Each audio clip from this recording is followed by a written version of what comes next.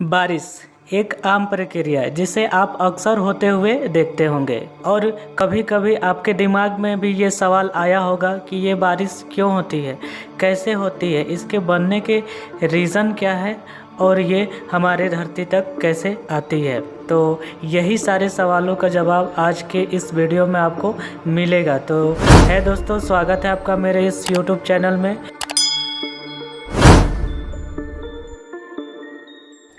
हम एक ऐसे ग्रह में रहते हैं जहाँ तरह तरह के मौसम, अनजाने नज़ारे और जहाँ हमेशा कुछ न कुछ अजीब घटता रहता है। यह ब्रह्मांड का सबसे अद्भुत ग्रह है, एक ऐसी प्रक्रिया जो हमारे लिए तो एक साधारण सी बात है, लेकिन न सिर्फ यह ब्रह्मांड की सबसे अजीब प्रक्रिया में से एक है, बल्कि जिसके बिना हमारा अस्तित्व ही नहीं होता। ये प्रक्रिया है बारिश।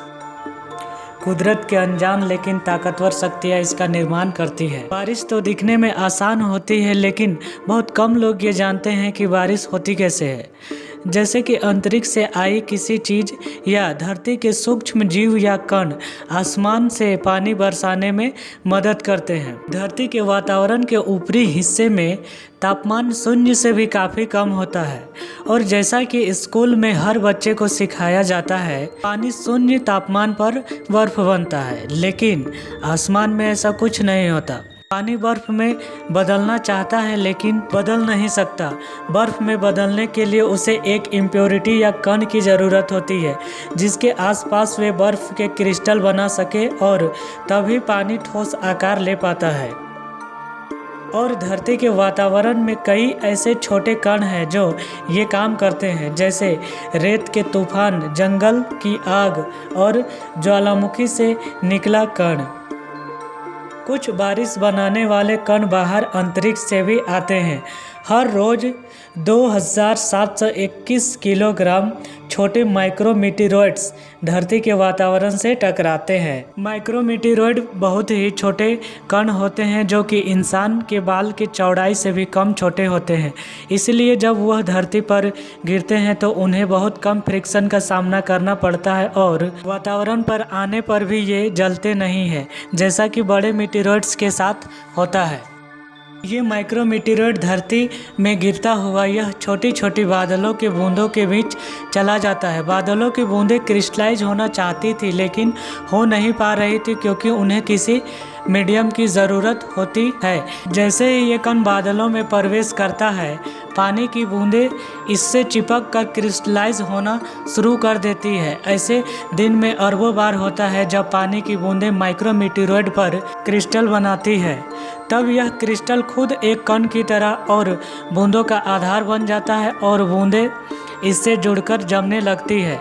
छोटे छोटे बूंदे के जुड़ने से एक स्नोफिग बनता है, और जब वज़न बढ़ जाता है तो वह नीचे गिरने लगता है।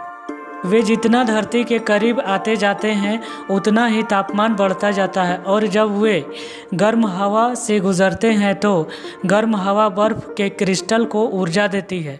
ऊर्जा मिलने पर बर्फ़ पिघलने लगती है और बारिश का रूप ले लेती है, और आखिरकार पानी की बूंदें धरती पर गिरती है।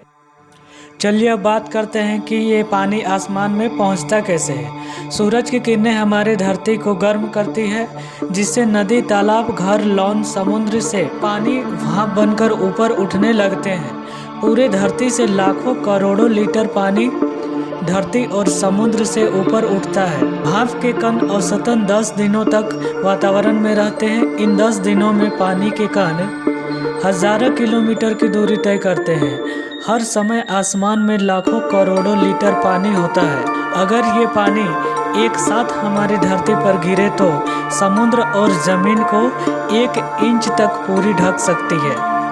जब पानी भाप के रूप में ऊपर उठता है तो ये ठंडा भी होता है, और हर 1000 फीट पर तापमान 5.5 डिग्री सेल्सियस से कम होता जाता है। ठंडा होने के साथ साथ भाप घनी भी होती जाती है, और पानी के कण धीमे हो जाते हैं और जुड़ने लगते हैं और दोबारा तरल आकार ले लेते हैं।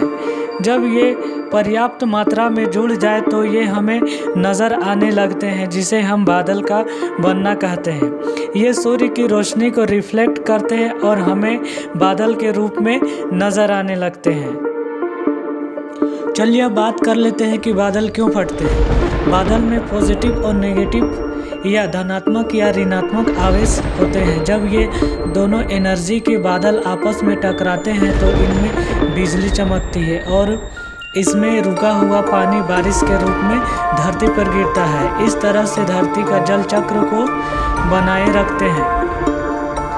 जब ये पानी आसमान में मौजूद हवाओं के दबाव से और रास्ते में आने वाले दूसरे बादलों या बाधाओं के कारण टकराते हैं तो बादल एकदम से फट जाते हैं और बहुत सारी बारिश एकाएक हो जाती है, जिसे हम बादल का फटना या फिर मूसलाधार बारिश कहते हैं। तो दोस्तों, ये थी आज की हमारी वीडियो। उम्मीद है आपको वीडियो पसंद आई होगी। अगर पसंद आई है तो प्लीज़ वीडियो को लाइक करें तथा चैनल को सब्सक्राइब करें। अगले वीडियो में आपको मानसून से रिलेटेड सारी जानकारी दूंगा, तो चैनल के साथ जुड़े रहें।